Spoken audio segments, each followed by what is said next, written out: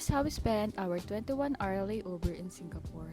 First, we booked in Scoot and we only paid for 4,684. Goodbye Philippines! Hello Singapore! And refreshing up lang, syempre, Fort Pictorial.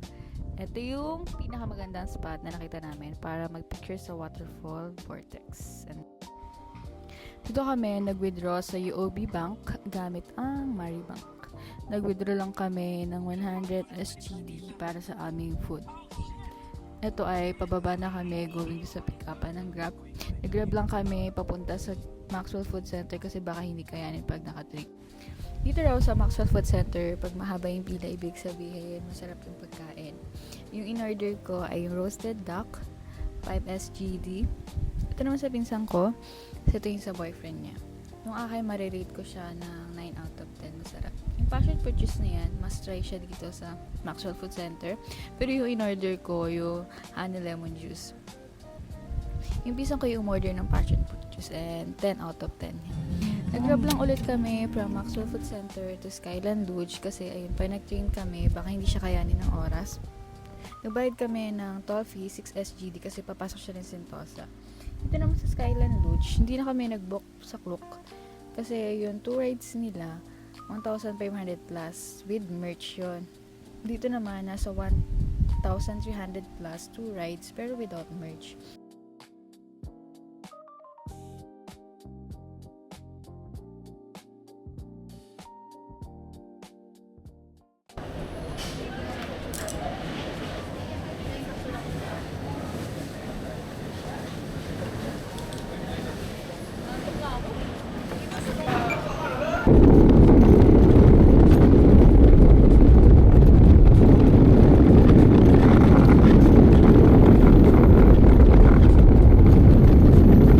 Nakakatakot nga dito sa Pilipinas. Matagal na siya. Di ba meron ganyan? Oo.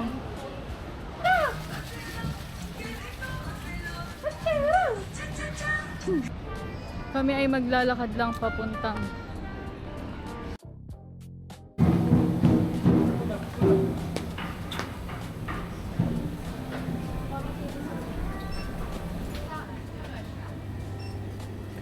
ang sikip ng 7-Eleven nila, pero ang daming tinda. You are my sunshine.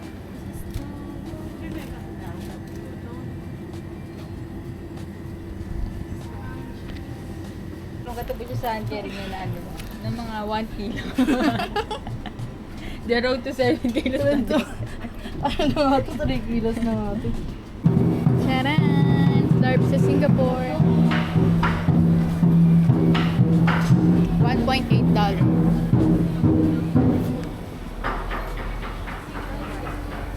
Passion fruit from beach. Uy, wait, nasa sarap dito magkape.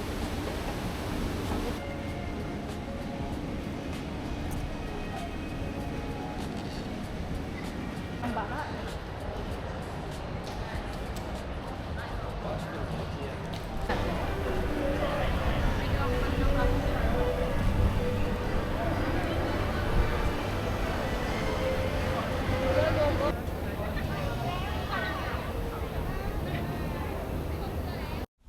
Ito yung ginawa namin para makapunta kami doon sa Merlion Park from Universal Globe. Sumakay kami sa Sentosa Express, bumaba sa Vivo City Station, and naglakad-lakad papunta doon sa Harbor Front MRT.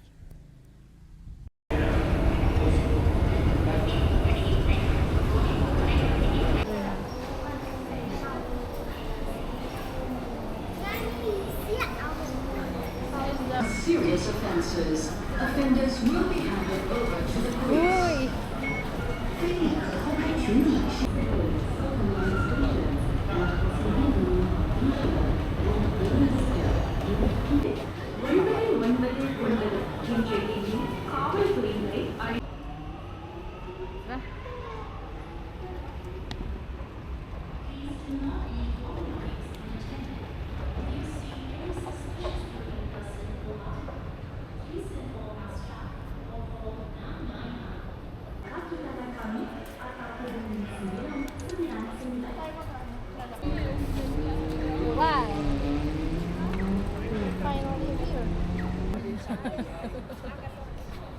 30 minutes lang.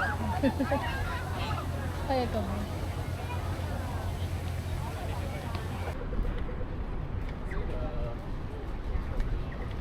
Mamaya check ko pala sa video magkano kinaltas. Please no! Sabi ko sa'yo eh. Ang bilis nga nung ano.